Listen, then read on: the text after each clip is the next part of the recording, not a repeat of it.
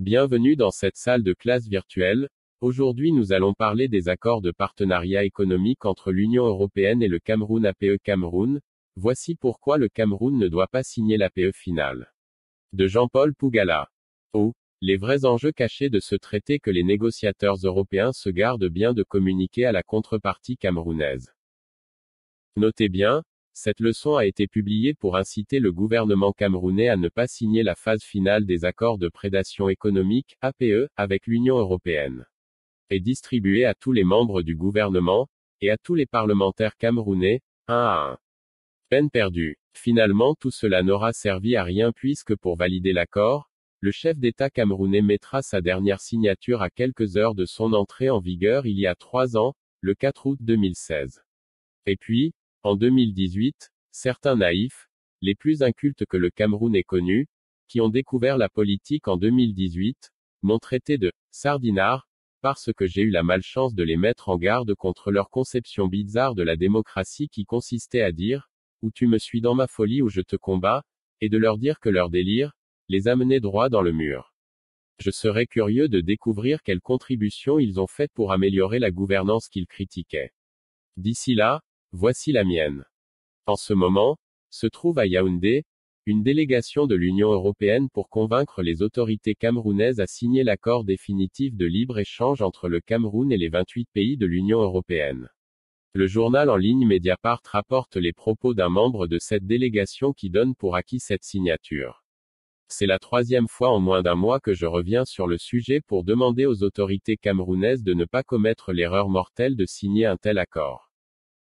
Plusieurs spécialistes camerounais ont déjà fait de très bonnes analyses pour aller dans le même sens de supplier, d'implorer les autorités camerounaises à avoir le courage de résister à la pression que l'Union européenne, tel un mafieux qui rançonne sa proie, pousse le Cameroun à la faute historique de perdre complètement toute sa souveraineté en signant un document qui ne présente aucun intérêt pour le peuple camerounais. Voici quelques raisons. 1. Pour s'industrialiser il faut s'enfermer. Dans l'histoire, il n'existe pas de pays qui ait réussi le pari de l'industrialisation sans au préalable s'enfermer sur lui-même. Des USA, à la Chine en passant par la Suisse ou la Corée du Sud où le seul fait d'acheter une berline allemande déclenche net un contrôle fiscal. Histoire de rappeler s'il en était encore besoin qu'il faut d'abord consommer coréen. Mais pour notre analyse, c'est peut-être plus utile, le cas qu'on attend le moins en matière d'autarcie, les États-Unis d'Amérique. La révolution dite industrielle naît en Europe au XVIIIe siècle. En ce moment, les USA qui viennent d'avoir leur indépendance, ne sont encore qu'un pays où l'économie est basée sur l'agriculture. C'est au XIXe siècle qu'il y a la prise de conscience que, tant que le pays restera agricole, l'indépendance ne sera jamais effective. Il faut que l'industrie prenne les devants. Mais comment y parvenir? Les États du Nord ont du mal à rester compétitifs face aux produits manufacturés qui arrivent surtout de Grande-Bretagne. Les industriels américains vont réussir l'exploit de convaincre le Congrès des États-Unis de tout simplement voter une loi portant le droit de douane sur les produits manufacturés importés d'Europe à 47%, un taux exorbitant pour l'époque lorsqu'on sait le coût très élevé que représentait le fret maritime sur les marchandises en provenance de l'Europe qui était environ la moitié du produit lui-même. Et en y ajoutant un taux de douane de 47%, les industriels américains savaient qu'avec cette manœuvre cela aurait doublé le prix des produits européens sur le marché américain. Et c'est ce qui va permettre à la naissance de l'industrie américaine de réussir son développement sans être perturbée par les concurrents européens. C'est ainsi qu'en 1873, pour la première fois, les USA deviennent plus riches que le Royaume-Uni. Au lieu d'être un simple centre de consommation des produits manufacturés en Europe, les USA vont devenir cette ancienne colonie qui petit à petit se centre sur elle-même ayant toujours en tête de dépasser économiquement ceux qui les ont colonisés. Et ils vont y parvenir, parce que leurs industries ne souffrent d'aucune concurrence déloyale en provenance de leurs anciens prédateurs. Parce qu'ils ont fermé le marché en jouant sur le levier des taux de douane qu'un accord de libre-échange aurait annulé et donc, favorisé les industriels européens aux dépens de ceux américains. Entre 1860 et 1900, on calcule qu'environ 20 millions d'Européens ont émigré vers les USA, devenu le foyer d'attraction des cerveaux pour faire fructifier leurs idées. Un brevet enregistré aux USA a alors plus de chances d'être mis en pratique. C'est dans ce contexte que l'inventeur du téléphone, l'italien Meucci va se faire voler son brevet par Bell qui va ainsi produire et vendre pour la seule année 1900, 1 million de téléphones. De quoi constituer un vrai butin de guerre pour écraser tout concurrent venu d'Europe. Et c'est après la certitude de jouir d'une telle suprématie que les Américains sont devenus subitement les champions du libre-échangisme. Pour revenir à aujourd'hui, il est important de signaler que c'est le plus ultralibéral qui a l'intérêt au libre-échangisme. Mais contrairement à ce qu'on peut croire, le plus dangereux sur le texte que l'Union européenne pousse le Cameroun à signer en lui intimant même une date butoir, le 31 décembre 2013, n'est pas sur le manque de compétitivité des entreprises camerounaises, ou la déferlante des produits européens sur le marché camerounais. Ce qui intéresse l'Union européenne est ailleurs et pour l'heure reste un secret bien gardé. Nous allons voir dans les détails comment et pourquoi. 2. L'erreur mexicaine de signer l'ALENA. Lorsqu'on lit les atouts que les accords de partenariat économique, APE, représenteraient pour les pays africains, on retrouve les mêmes mots que les entreprises privées américaines avaient élaborés comme argumentaire présenté par le gouvernement des États-Unis d'Amérique pour convaincre le Mexique à adhérer à l'accord de libre-échange nord-américain dénommé ALENA. Aujourd'hui en fin 2013, le Mexique a déchanté. Il croyait exporter les fruits et légumes vers le vaste marché états-unien. Il a fini par comprendre que ces produits étant périssables, il n'y avait que les puissants groupes américains capables de mettre sur pied un vrai système de la production à grande échelle sur son territoire, à la logistique des avions pour alimenter en 24 heures toute ville du territoire américain. Conclusion, les petits producteurs qui représentaient 70% de la population du pays, n'ont même plus eu le moindre espace, ont abandonné les villages pour les villes et des villes sans emploi vers les USA où Bush et Obama ont contribué à ériger une barrière spéciale à la frontière pour les accueillir, la fameuse Fence Project, la grande barrière de la frontière entre le Mexique avec ses mouchards high-tech, dont le maître d'œuvre est l'entreprise Boeing Global Security Systems, qui n'est rien d'autre qu'une filiale de la division militaire de l'entreprise privée d'aéronautique. Boeing. La construction de cette barrière de 3,5 mètres de haut pour couvrir 3500 km de frontières, a été validée par un vote du Congrès des États-Unis d'Amérique en 2006. Elle sera terminée en 2017, en y intégrant les systèmes de dernière génération de surveillance électronique, de vidéo terrestre et de senseurs, le tout complété par les satellites espions du Pentagone et de la Homeland Security. Voici ce que déclarait à l'occasion de la commémoration des 10 ans de l'ALENA, en 2004, le ministre mexicain des Affaires étrangères, Luis Ernesto Derbe. Nous ne pouvons pas appliquer un traité de libre commerce si nous ne reconnaissons pas que les deux marchés du travail, au Mexique et aux États-Unis sont complémentaires. En d'autres termes, on ne peut pas signer un accord de libre-échange des marchandises sans y ajouter aussi la mobilité des travailleurs, car le principe même du libre-échangisme étant la complémentarité des économies, il n'est que naturel que les travailleurs des secteurs qui seront sacrifiés dans cette complémentarité aient la possibilité de se déplacer partout dans l'espace concerné par le libre-échange afin de faire valoir leurs compétences. C'est ce qui fait dire aux ministres mexicains qu'ils ont oublié de mettre dans l'accord le transfert de la main-d'œuvre vers les USA. Car c'est bien beau de dire qu'on va aider à la compétitivité. Mais les gens ne comprennent pas vite que cette phrase veut tout simplement dire qu'on va remplacer les hommes par les machines. Et si on doit remplacer les hommes par les machines, où iront ces hommes? D'où l'idée du ministre mexicain de dire que puisque cette compétitivité a d'abord profité aux États-Unis, il aurait été naturel qu'ils en assument pour le moins, une partie des conséquences. Au lieu de cela, c'est le Congrès des États-Unis qui a voté en 2006, pour monter un mur à la frontière. Pour retourner au Cameroun, si demain, nous devons remplacer tous nos paysans par des machines, quel est le plan B du gouvernement pour après cela, offrir à manger à tous ces habitants qui déjà aujourd'hui luttent très dur pour leur survie? La vérité est que comme les USA au Mexique, l'Union européenne a besoin de tout ce large espace dans nos villages pour installer ces grands groupes et les pousser à fuir des endroits où des avions pulvériseront des produits chimiques toute la journée pour alimenter l'Union européenne en nourriture, mais par les grands groupes européens. En d'autres termes, relisez la leçon intitulée « Voici comment l'Afrique va controler l'Europe ». Et vous comprendrez bien les enjeux de la nourriture pour contrôler celui qui attend de vous d'être nourri. Sauf qu'ici, avec l'accord de libre-échange, ce ne seront plus les petits Camerounais à s'organiser pour livrer l'Europe comme je le préconisais. Mais les Européens à venir eux-mêmes avec de très gros moyens déplacer n'importe quel citoyen de n'importe quel village. À moins que le gouvernement ait prévu un plan C dans l'accord, demandant aux Européens la libre circulation vers l'Union européenne de tous ces paysans qui vont perdre leurs terres si l'accord est validé. 3. Prestidigitation STRATEGIQUE. Le chef de la délégation de l'Union européenne a fait une annonce spectaculaire à son arrivée à Yaoundé hier 19/11/2013 en ces mots. L'Union européenne aidera pour rétablir la compétitivité des entreprises camerounaises avec une enveloppe record de 10 millions d'euros, soit 6,5 milliards de FCFA. Voilà de la vraie prestidigitation stratégique. Le prestidigitateur est un acteur qui au cirque fait de la magie. Pour que son tour réussisse à vous convaincre, il doit attirer votre attention à regarder sa main droite, alors que la vraie chose que vous ne devez pas voir se passe sur la main gauche. Sur la main droite, on montre les 10 millions d'euros pour enfumer les naïfs.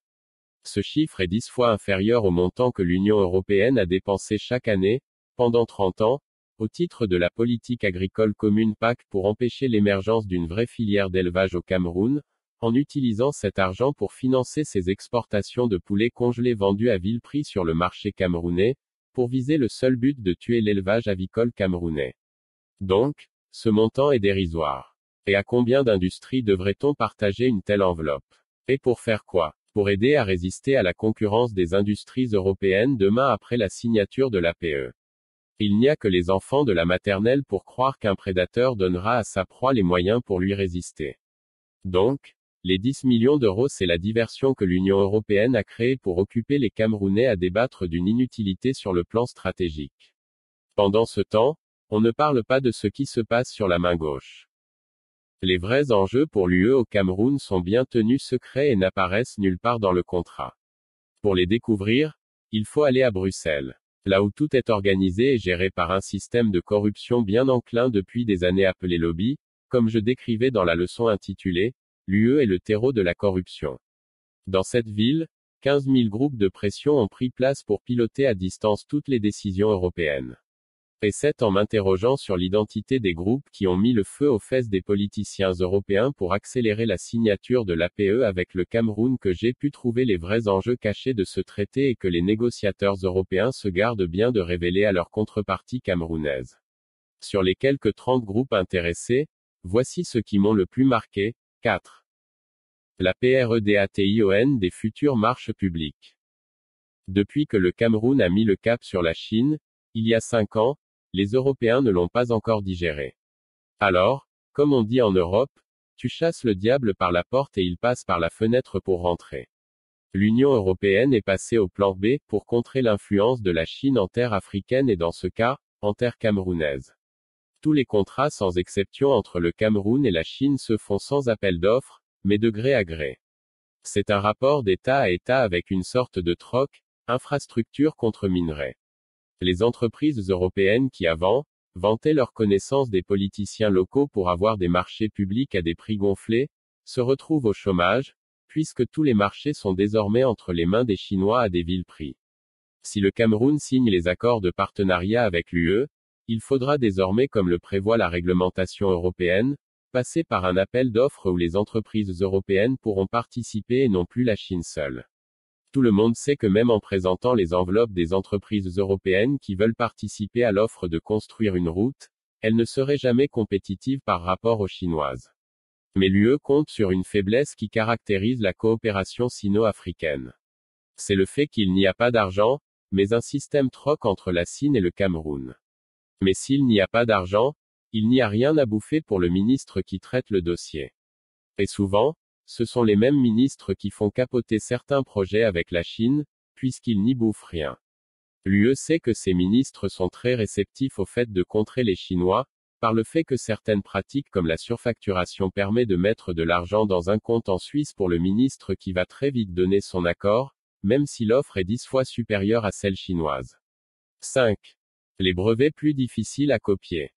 Dans la balance commerciale du Cameroun, les médicaments représentent une part très importante qui alimente le déficit du pays. Même les médicaments génériques sont importés. Ce qui est une aberration. Aujourd'hui, la Chine contrôle 80% de ce qui compte dans un médicament, c'est-à-dire le principe actif.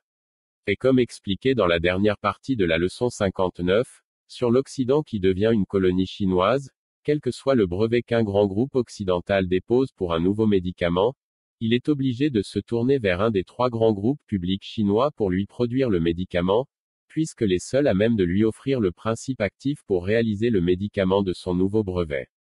N'importe qui peut dès lors savoir combien coûte la fabrication de n'importe quel médicament et comment le composer, puisque ces entreprises chinoises ont toutes les compositions de pratiquement tout médicament qui se prend dans le monde.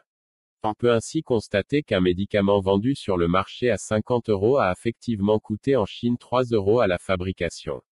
Et donc, si un pays africain s'équipe pour le produire, comme nous sommes en train de faire avec certaines mairies camerounaises, ce même médicament pourrait être vendu au Cameroun à 4 € et non 60 € comme cela coûte aujourd'hui.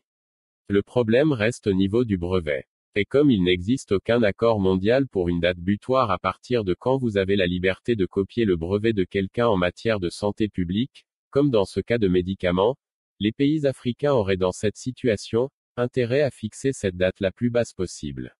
Afin de sauver les vies à moindre frais, 4 ans de protection des brevets sur les médicaments européens au Cameroun me semble raisonnable. Mais en signant l'accord de libre-échange, toutes ces stratégies de contournement de l'obstacle des brevets pour offrir à nos populations les médicaments à très bas prix n'ont plus aucune valeur, puisque c'est la législation européenne qui sera appliquée dans le pays africain. Et dans ce cas, au Cameroun, l'UE demandera aux pays africains d'attendre 15 à 20 ans avant de copier un brevet sur ces médicaments. C'est-à-dire que si un médicament vient d'arriver sur le marché et peut faire des miracles en cardiologie et coûte 150 000 FCFA le paquet, plutôt que de le copier et l'offrir aux patients camerounais à 20 000 farad après 4 ans, il faudra attendre 15 à 20 ans pour le faire. Et dans 20 ans, de nouveaux médicaments seront arrivés et les démunis camerounais, morts depuis longtemps, par manque d'argent pour les soins. Dans les négociations pour ce même libre-échange entre le Canada et l'UE, la question des médicaments s'est invitée. Au Canada, un médicament n'est protégé que pendant 6 ans, mais l'UE lui proposait 10 ans. Et comme le Canada ne voulait rien entendre, l'UE a baissé sa prétention à 8 ans. Pour comprendre en quoi cette différence de 2 ans est même de trop, le journaliste canadien Stuart True a calculé que si le Canada cède, de passer de 6 à 8 ans, cet allongement de 2 ans coûterait aux Canadiens la bagatelle somme de 3 milliards de dollars canadiens par an, 2,2 milliards d'euros. En d'autres termes, si les Canadiens doivent attendre 2 ans supplémentaires pour copier les brevets des médicaments européens, cela coûterait dans les caisses des Canadiens la somme de 1443 milliards de francs CFA par an. Dans les accords entre le Cameroun et l'UE, il n'existe aucun chapitre sur les médicaments, et donc, le Parlement camerounais ne peut pas aujourd'hui valider un accord et demain se réunir pour voter une loi autorisant les Camerounais à copier les brevets européens après 4 ans de la sortie d'un médicament. Il serait immédiatement attaqué en justice par l'UE pour non-respect d'un accord voté et donc, approuvé par ce même Parlement. Si le Cameroun ne signe pas la PE, alors, son Parlement sera libre de prendre n'importe quelle décision à l'avenir, en mettant au centre le respect de la légalité internationale, mais en tirant toujours la couverture de son côté, pour permettre aux citoyens camerounais d'aller arracher avec les dents tous les brevets mondiaux qui leur paraissent utiles à développer ce pays. Car comme je l'ai déjà dit dans la leçon intitulée, le transfert de technologie n'existe nulle part au monde, c'est à chaque pays de le comprendre et d'aller l'arracher là où elle se trouve parce que nous sommes en guerre, une guerre d'intelligence économique où toutes les armes sont utilisées. Et ne pas le comprendre est une faute politique avant d'être une faute historique. 6. Privatisation FORCEE des services publics. Le cœur de la politique économique de l'Union européenne est l'américanisation, ensuite l'ubérisation de la société. L'État ne doit être propriétaire de rien, l'État ne doit contrôler aucune entreprise. L'État doit céder ses parts partout. Dans un pays comme le Cameroun, il est évident qu'une telle signature ouvre un lendemain de la non-souveraineté du Cameroun où l'Union européenne accusera le Cameroun de concurrence déloyale lorsque par exemple, l'État reprendra en main la gestion des fournitures électriques de la production à la distribution, devant la défaillance constatée des entreprises, américaines d'abord AES, et britanniques, Eneo. La Chine et le Cameroun, par exemple ont mis 2,5 milliards de dollars sur la table en 2012 pour la construction d'une ligne de chemin de fer devant transporter les marchandises du port camerounais de Kribi pour la ville commerciale de Niala au Soudan en traversant plusieurs pays. La gestion de ce projet une fois terminée, sera conjointement gérée par la Chine et le Cameroun. En signant l'accord de libre-échange, et ce projet contrevenant à la politique de l'Union européenne, le Cameroun doit s'attendre d'être attaqué en justice par n'importe quelle entreprise européenne qui s'estimera lésée dans la signature de ce contrat entre deux États, le Cameroun et la Chine. Pour savoir qu'il ne s'agit pas de la science-fiction mais du réel, il faut retourner au Canada, ce pays qui met les services publics en premier plan, pour voir ce qui lui est arrivé après la signature de l'accord de libre-échange ALENA avec les USA et le Mexique.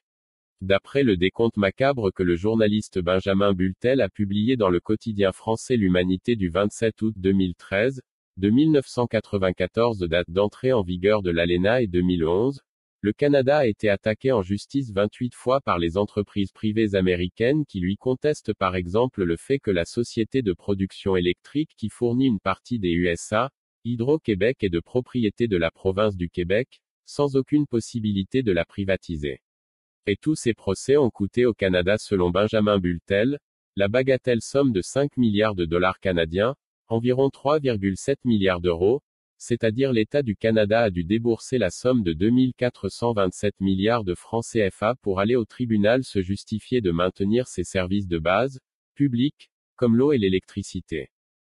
Lorsque par exemple le gouvernement de la province du Québec a voté une loi pour interdire la technique de la fracturation hydraulique pour extraire le gaz de schiste, le lendemain, il s'est vu présenter par un huissier, une facture de 250 millions de dollars canadiens, environ 180 millions d'euros, pour profit non REALISES, de la succursale canadienne d'une entreprise américaine dénommée Lone Pine Resources. En d'autres termes, parce que le Canada a signé en 1994 un accord de libre-échange avec les USA, et comme là-bas, l'État fédéral ne peut pas se permettre d'empêcher un privé d'exploiter le pétrole qu'il y a sur son terrain, pour la Lone Pine Resources, le seul fait que le gouvernement du Canada lui interdise d'exploiter le gaz de schiste avec la technique qu'elle voudrait lui a fait perdre un profit de 118 milliards de francs CFA et menace de le traîner au tribunal américain bien sûr, s'il ne lui verse pas cette somme. Si le Cameroun signe l'accord, il y a des vautours européens comme par exemple Veolia qui privatise l'eau dans toutes les municipalités européennes en faisant multiplier le prix par 10. Voir sur mon blog. Pougala.org dans la rubrique des vidéos, le documentaire d'1 heure qui explique comment les politiciens européens se font facilement corrompre par Veolia pour privatiser l'eau de leur commune, comme à Berlin où le peuple est passé par un référendum non pas pour annuler les accords signés pour privatiser l'eau de la ville, mais un référendum uniquement pour savoir ce qui était écrit dans ces accords qui bien sûr restent secrets. Si les politiciens d'une ville riche comme Berlin n'ont pas su résister à la corruption d'un grand groupe privé, lorsqu'avec la signature de l'APE définitif, ils vont prendre pied au Cameroun, je ne donne pas cher la peau de plusieurs politiciens locaux qui déjà aujourd'hui pour une mission de volontariat et de patriotisme que mon équipe réalise sur le terrain à leur contact posent tout le temps la question qu'est-ce que je gagne dedans? Et mes volontaires de leur répondre comme un refrain, nous-mêmes ne gagnons rien, c'est pour la population qu'on le fait. S'ensuit inévitablement des blocages à ne pas finir. Avec le libre-échange, les vrais spécialistes de la corruption qui ont élu domicile dans l'Union européenne vont tout simplement trouver leur paradis en terre camerounaise et adieu tout service public. 7. Quel est le CONS pour toute l'Afrique? Avant la signature de l'ALENA en 1994, le Canada était parti convaincu de réaliser de bonnes affaires pour exporter ses bœufs aux USA, mais il s'est retrouvé ensuite pris au piège par ce qu'il n'avait pas prévu. Comme au Cameroun aujourd'hui, au Canada à l'époque, le débat s'était naturellement concentré sur le fait que les produits manufacturés américains allaient se déverser sur le Canada. Et les politiciens, faisant leurs calculs, avaient conclu que le jeu en valait la chandelle. Mais ils n'avaient pas prévu qu'avec cet accord, il devait tout simplement être phagocyté et avalé par les techniques prédatrices des mastodontes groupes de leurs voisins états-uniens. Ils n'avaient pas prévu la perversité de tout accord de libre-échange selon lequel c'est le plus ultralibéral qui gagne à la fin. Dans un pays où la population est faible, il n'y a que la construction d'un État fort pour préserver un lendemain meilleur, une vie prospère des citoyens. Mais lorsqu'on s'engage dans un accord qui dès le début annonce les couleurs étant naturellement vers l'affaiblissement des compétences de cet État dès lors qu'on touche au pouvoir d'achat des citoyens, alors on est parti pour s'installer encore pour longtemps dans une nouvelle forme plus insidieuse de colonisation qui ne dit pas son nom. Parler tout court d'un accord de libre-échange entre l'Union européenne et un pays africain comme le Cameroun est inexact. Parler d'une concurrence entre l'agriculteur français et camerounais est inexact. Il s'agit en réalité d'un libre-échangisme entre un petit pays africain, le Cameroun et les mastodontes de l'économie, de l'industrie et de la finance qui ont réduit les agriculteurs européens en petits esclaves, transformé les politiciens européens en une espèce de mendiants bons parleurs. Voir la leçon intitulée « L'Union européenne, comme le terreau de la corruption ». Toute la politique européenne répond à des intérêts privés de quelques grands groupes financiers et industriels dans un mélange ultralibéral très dangereux de thatchérisme et reaganisme. Les politiciens européens ne sont que les VRP, c'est-à-dire, vendeurs représentants placiers, de ces oligarchies qui, le système politique du suffrage universel aidant, financent la campagne électorale de ces politiciens, qui ensuite leur rendent l'ascenseur en votant des lois pour esclavagiser leurs propres citoyens, réduits en une simple machine pour payer même l'air qu'ils respirent, dans un mécanisme de pression continue pour empêcher de réfléchir et donc, de se révolter.